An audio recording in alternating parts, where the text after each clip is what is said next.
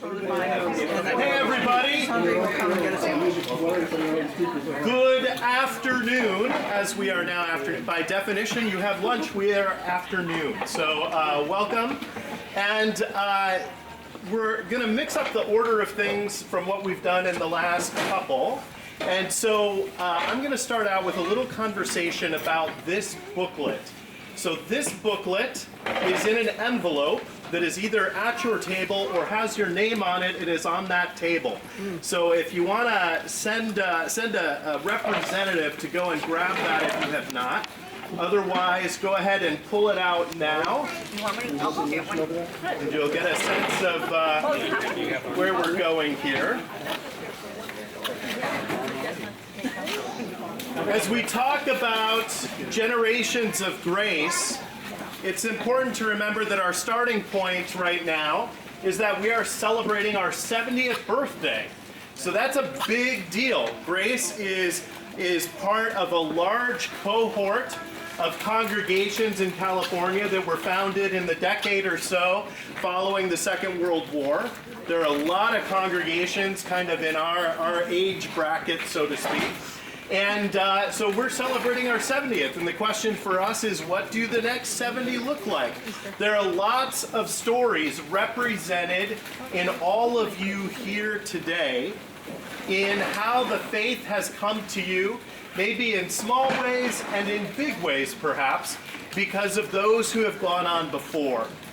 Now, one of the things that you'll also notice in your envelope is that there's a fantastic letter from the two folks who are heading our steering team. We have Susan Choquette, a lifelong member at Grace, and then Dan Gour, not a lifelong member at Grace, about 3 years here, but representing two different, but in many ways typical stories of Grace. An energetic congregation that has had a long and healthy history of sharing the good news from one generation to the next, such that it engages people who are not members of the congregation to come and join in a part of that story. And so those are key pieces. So when you have a few minutes, I would encourage you to read that letter. It's great. As we go through this booklet, there is an awesome letter here from your senior pastor, which you don't need to read right this minute. But if you go to the next page, you'll see a great timeline. And I want to point out a few of the pictures on that page. Looks like this. And on these pages, if you look right under the number 1951, you might be trying to figure out where that room is on campus. The answer is, it's not on campus. This was pre-Grace Lutheran Church at 3149 Waverly Street. This was at the Odd Fellows Club. Is there any of our folks here, Steve, do you know where that was? I don't know that one. Carpenter Hall? They used to have Carpenter's Hall on Middlefield. Carpenter Hall. Is that where it was? Yeah. Okay, Carpenter Hall. I was corrected. So that's where that was. You can see then to the right of that picture, the first facility built here on the property, Brown Hall. You can see how it's changed over time. Sadly, Elizabeth Hood lost the amazing tower that was over her office there, but as you can see, things moved on. You can see what worship in Brown Hall looked like on all the steel chairs there. One of the things that I think is important to understand is that this congregation was founded in 1951. In 1964, the main elements of this campus were completed. It took less than 13 years to build this campus out to the edges. So I want to talk about that just for a second, because in some ways it reminds me of the Olympics this last summer. There were all of these rowing events, right? And you'd have these teams with like 4 people in the boat or 8 people in the, I don't know, Andrew, how many people do they have in a boat? 8 plus the cogs, 9. 9. So 9, right? And the bell goes, the horn goes, and they are rowing for their lives, right? And rowing and rowing and rowing. That's what the first 13 years looked like here. Just rowing, rowing, rowing. And then there came a period of time where, as we look at the campus and facility, there was not rowing. And, you know, that makes sense because the facility was brand new, it was shiny and sparkly. There wasn't the same kind of rowing necessary for a while. But what happens if you're in a boat and you stop rowing over time? The boat begins to slow, and the decades upon decades upon decades begin to act on the campus as we see it today.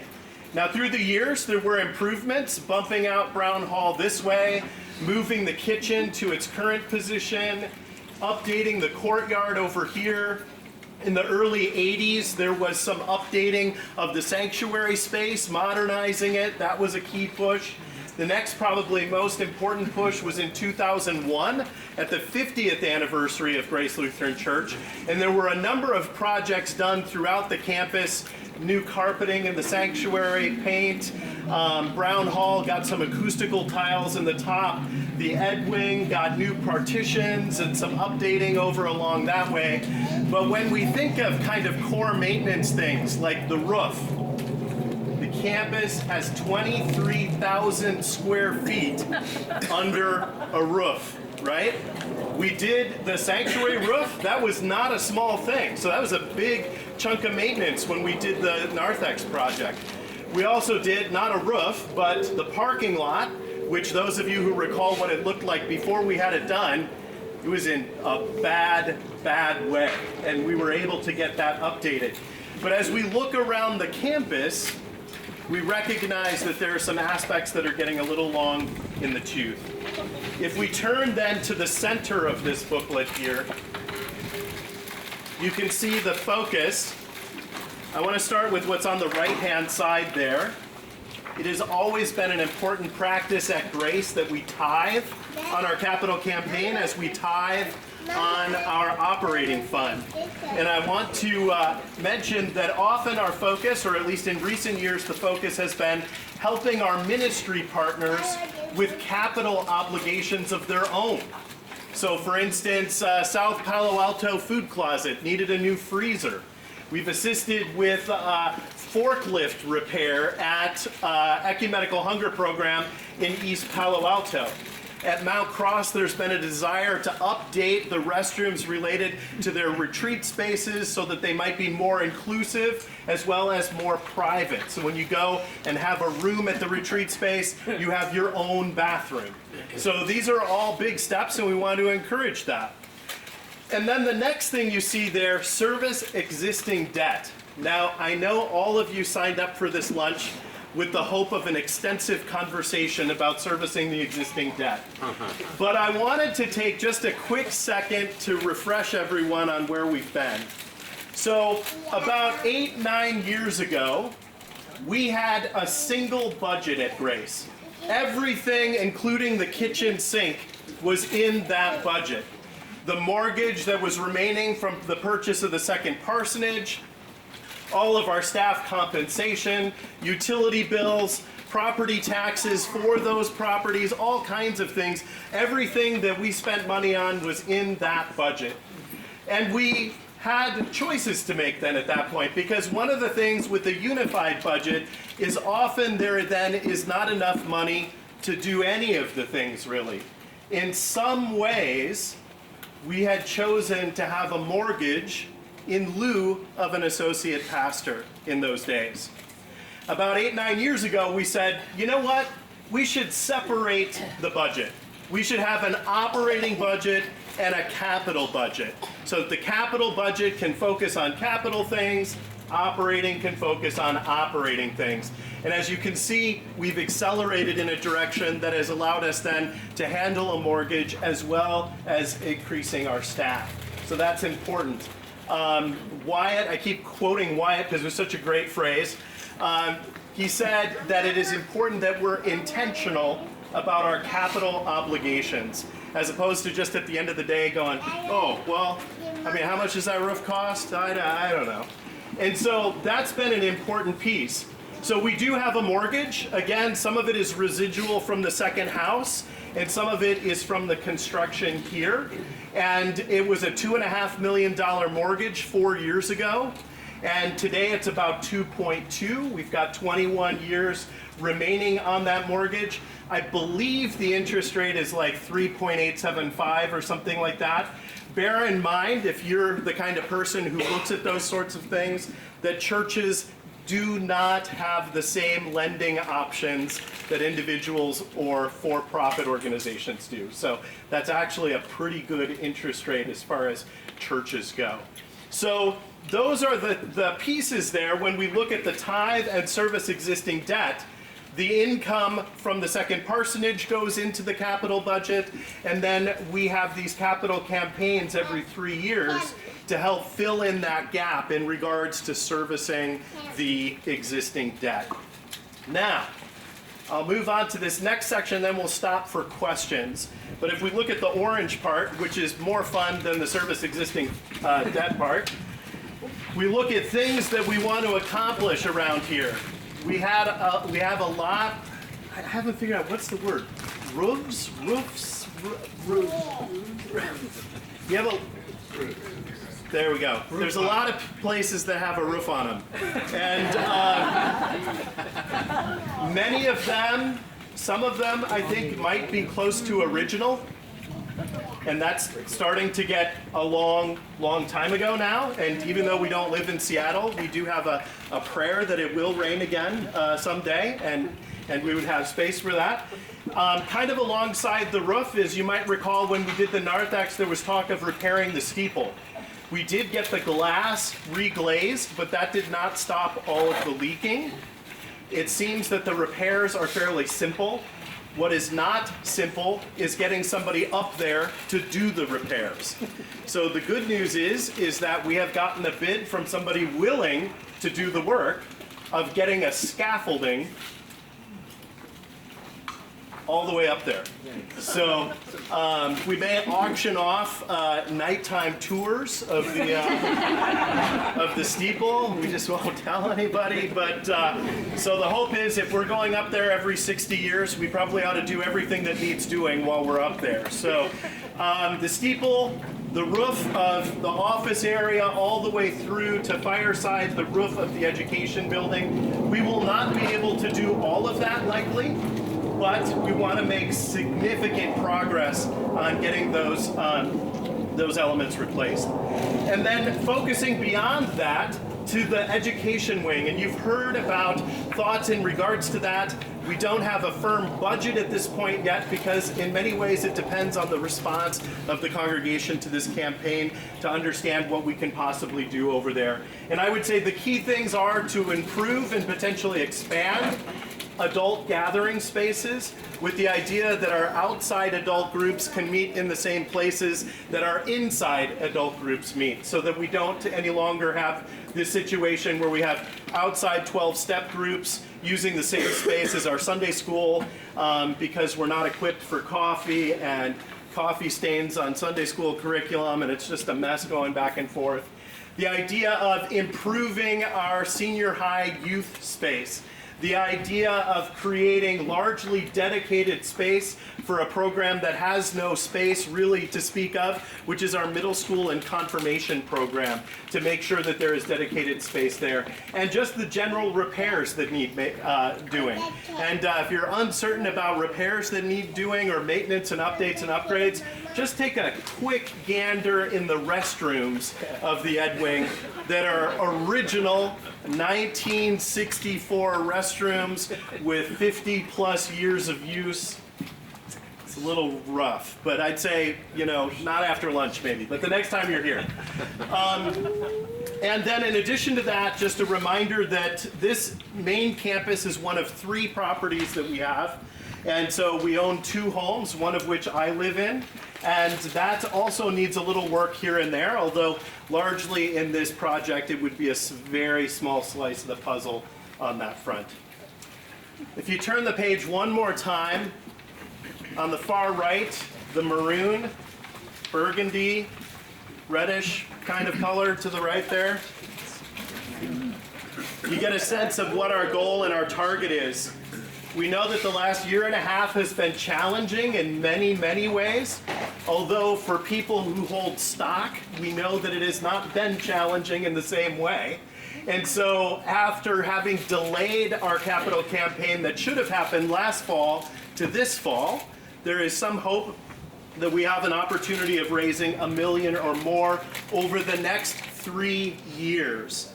So just please be mindful that a pledge is for a 3-year cycle, not a single year cycle. And you can see kind of what that looks like as a distribution of gifts there.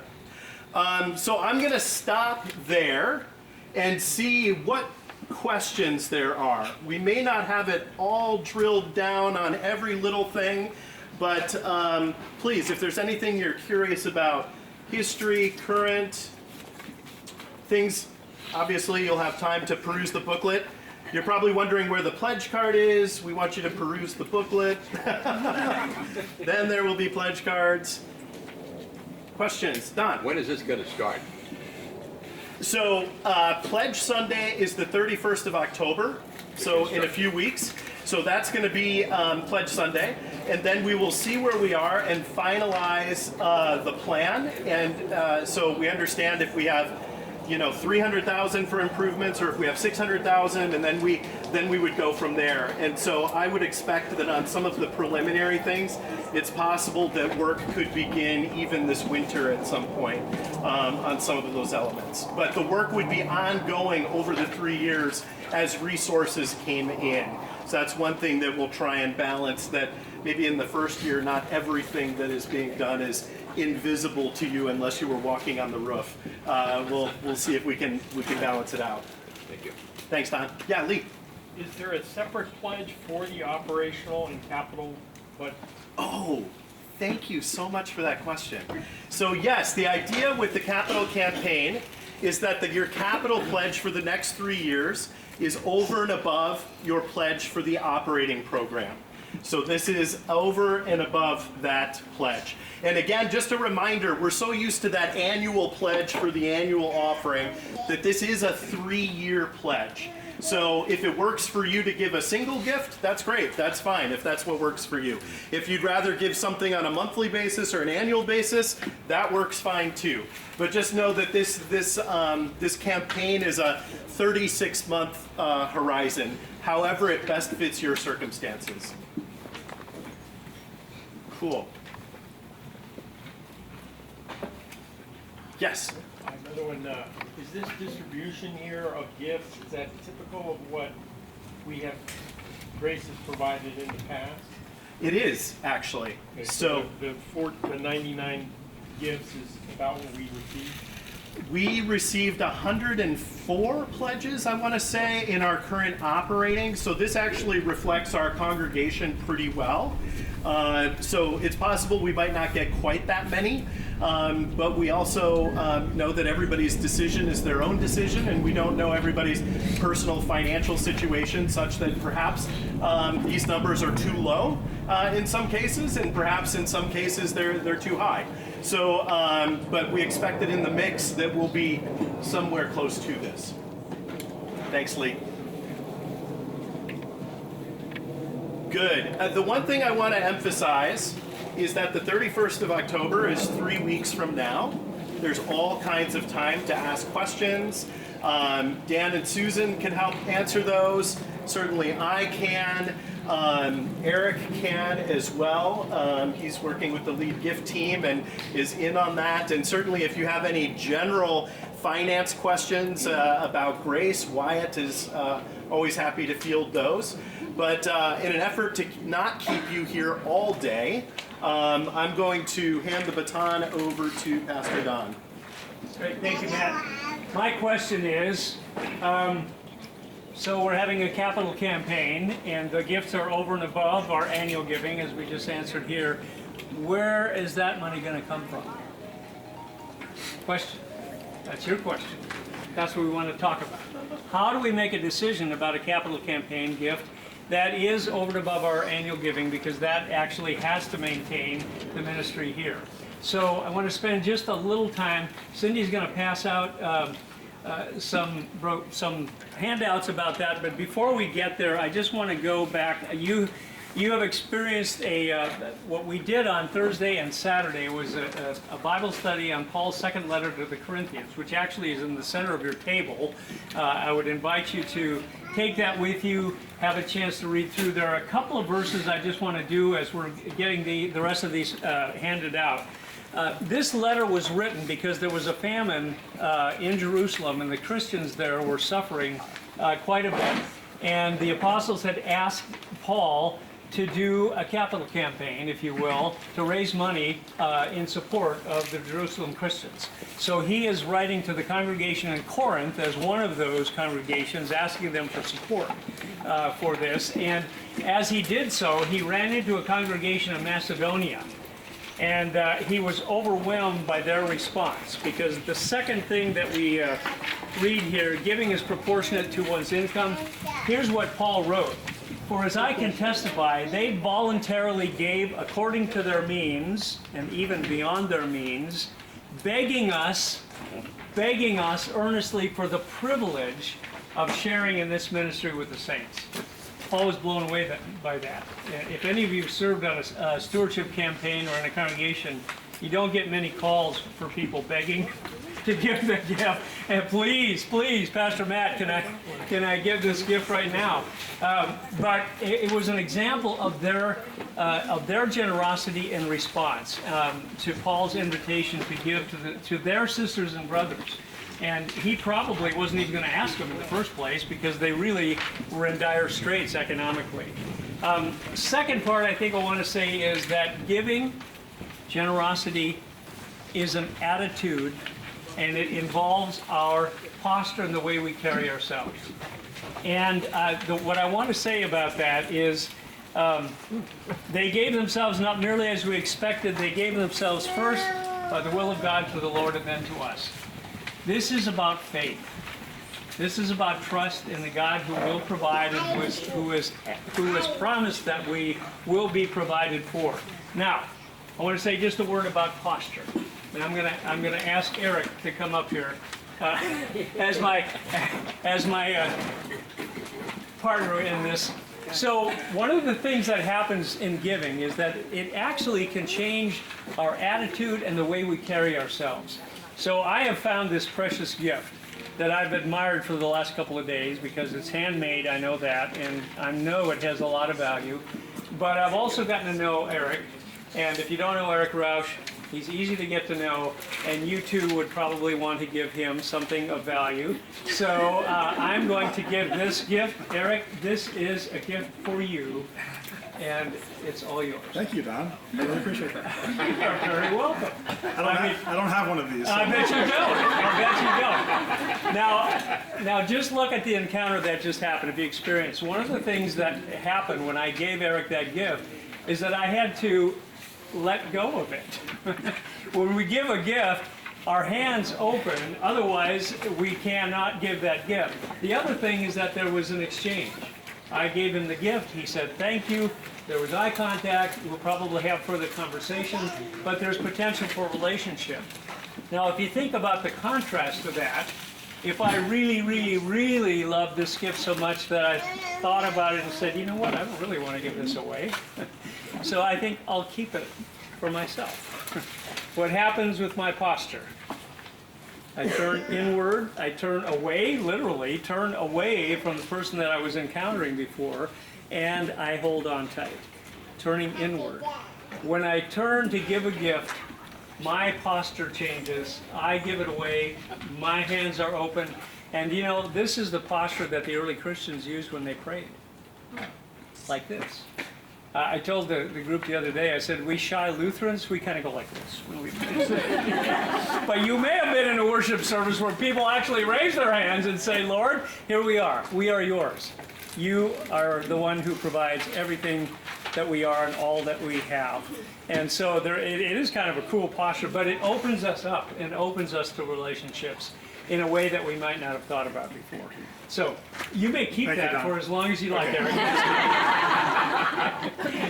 So just a word about you know, where the gifts come from. We're going to talk about just a couple of creative things that you might think about. First of all, some of this is pretty simple, because a lot of us think about when we give to the church or to a nonprofit, we oftentimes give out of our income stream. And what I mean is, if we have a pension, if we have a retirement fund, if we have a job that provides us with income, it's usually a percentage of that we share to support the congregation's ministry.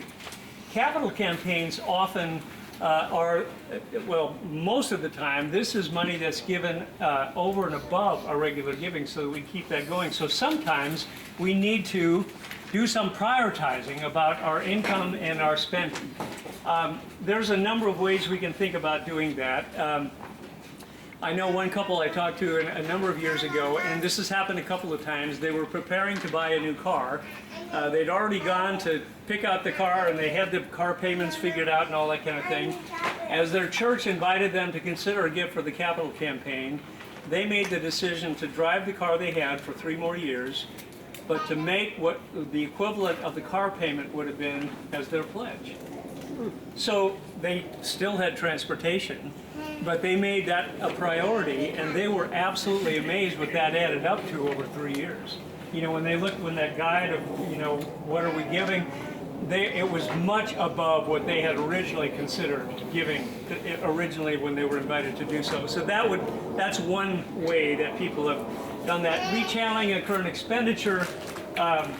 Give some unexpected cash. Sometimes there's a bonus that's given. Sometimes there's an extra payment that's received. Sometimes there's an inheritance that we receive that is, you know, we didn't have it in the first place, and it creates an opportunity or an asset that we could give to someone else. Accumulated cash that we've had in like maybe a CD and may have even forgotten about. I know I've got a couple accounts that money goes into every month. And then about every 6 or 8 months, I go through it and I go, whoa, you know, it was only $50 a month, but that adds up after a while. So there are some accounts like that that we can use for gifts for a capital campaign. Sometimes even paid up life insurance policies, there's a cash value there that can be submitted and transferred to the congregation. So those are just, you know, some ideas that people have had over the years. I shared the other night, worked with a campaign in Tucson, Arizona, and a young person who had just joined the congregation.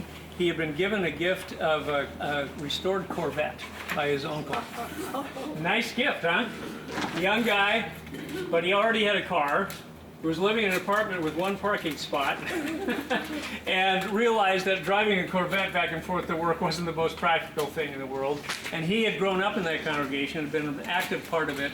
And when the capital campaign came around, he was really spending some time in prayer and conversation about, I want to be a part of this, but what in the world am I going to give? He happened to have a relationship with the manager of the mall in the area, and he talked with him, and they talked through a couple of details, and he ended up getting permission to display the car in the mall, and he sold raffle tickets. And he sold enough to raise $26,000, raffled off the car. The car was probably worth more than that, but again, he didn't, you know, it wasn't of use to him, and he gave that gift to the campaign. Young guy, under 30 years old, and his life, I mean, he was so filled with joy to be able to do that and participate in a way far beyond what he ever had imagined he would have been able to do. So those are just, you know, some of the ideas. Now, in our environment where in the last couple of years, our investments, those of us who have had investments, have grown considerably with the stock market rise. Giving a gift of appreciated assets, such as stocks and bonds, can be a very wise and cost-effective way of giving a gift to the church. And there's a couple of reasons why. If you were to sell shares of stock, for instance, and then give the proceeds of that to the church, you would be able to take a charitable deduction for the amount that you gave to the church. However, you would also pay taxes and income tax on the income that came in that year from that. So a wiser way of doing that is to simply ask the agent that you work with and a company that you invest with to transfer gifts of stock and appreciated assets directly to the church. The church has a way, a treasurer can take care of that as a direct transfer of that. The church sells it immediately. It doesn't hold those stocks for any length of time. And the proceeds then go right into the capital campaign if that's where it's directed. So you can see on page 3 of this creative giving options that there's a chart there that just simply and I'll probably be challenged on this by a CPA and whatever else, but this is a general idea. But there is, in fact, a gift value that can increase in terms of net savings. That is the cost of giving a gift if you do it in the way that we recommend here, and have those stocks and bonds directly transferred to the congregation, if that makes sense. Then also, I would invite you to remember required minimum distribution. If you have an IRA it was at age 70 and a half, you would have to take distributions from that every year. Now they've raised the level to age 72, except for those who were born in the summer of 2021, that is 71 and a half. Don't get me started on rules about IRAs, but here's the bottom line. You can ask the agent that has your IRA again to make those distributions come directly to the church. And it's really important to do it that way. If the distributions come to you, you'll pay income tax, and Uncle Sam gets a little bit more every year. If you direct them directly to the church, you will not get a charitable deduction for that, but it will lower your income, and there will be a tax savings on that in that regard. And I know a number of people have talked to me about the fact that, I've already, before I started getting my distributions, we'd already made our budget and we were doing fine. So those are like a bonus in some ways. So we've chosen to use our IRA required minimum distributions as a gift as well. So just a thought for those of you who are seasoned enough to be receiving RMDs, as we say. And then finally, I just want to say a word about some other creative ways that might get the juices flowing for you. On the back of the page 4, we have the ABCs of giving. And over the years, as Cindy and I have worked with congregations, we've started making lists of the type of assets that people have used to give gifts to a campaign. Automobiles, antiques, bonds, burial plots. Yes. We have had several people who bought burial plots at a grave site, and they're not cheap all the time, and they've made the decision to be cremated. And as a matter of fact, like the congregation we're part of right now has a columbarium, so their remains are there. So they have, in fact, sold the plot and used the proceeds as part of the gift for the campaign.